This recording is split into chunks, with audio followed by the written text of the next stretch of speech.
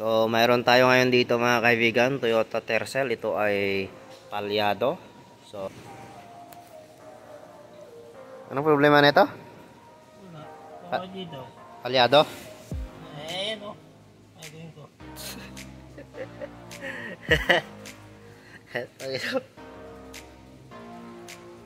So, ito mga kaibigan ay palyado. Kung bakit palyado ay putol itong kanyang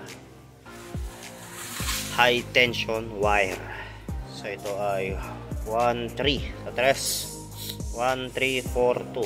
Yan yung kanyang firing order. So ay baligtad 1, 3, 4, 2. Baligtad pala, sorry mga kaibigan, dito yung uno. So magpapalit ng spark plug at isang high tension wire. So ito mga kaibigan yung isa sa mga dahilan kung bakit namamalya yung ating sakyan.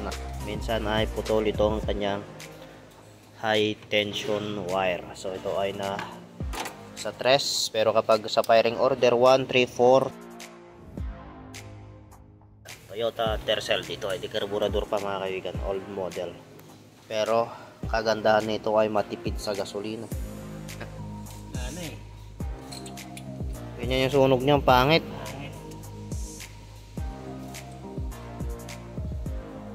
Pangit ng sunog, oh. Yan, sa number 2. Oh, ito maganda. Okay, good to. Good. So, ito yung ipapalit nating spark plug. So, ito yung kanyang luma dati. Kita nyo yung pagkaiba. Dito lang naman yan nagkaiba mga kaibigan. So pwede naman to. So ito ay 16 yung kanyang ulo. Ito naman ay 21. Ramdam niya na siguro yung palyado. Napandar sa umaga.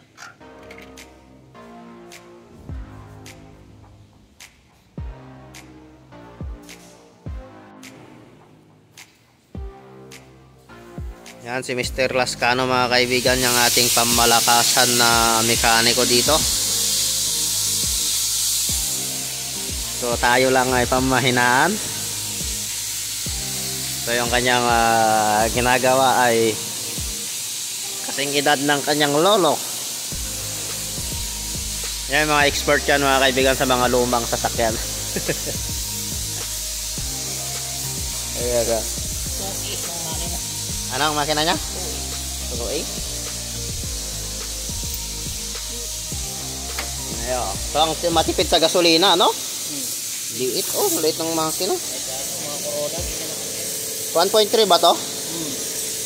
Ang ganda na ito. 1.3 mga kaibigan.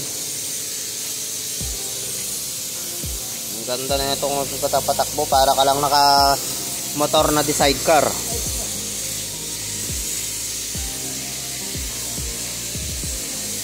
mga spark plug na palitan na. So hintayin na lang natin yung isang high tension wire para maikabit na to at masubukan natin kung mawawala yung kanyang palya. Okay?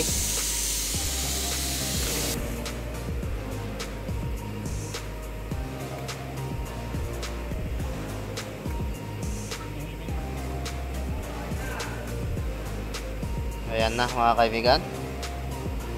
I-start na ito pagkatapos nyan, para malaman natin kung may palya.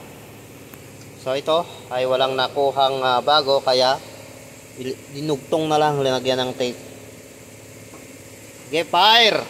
Yeah!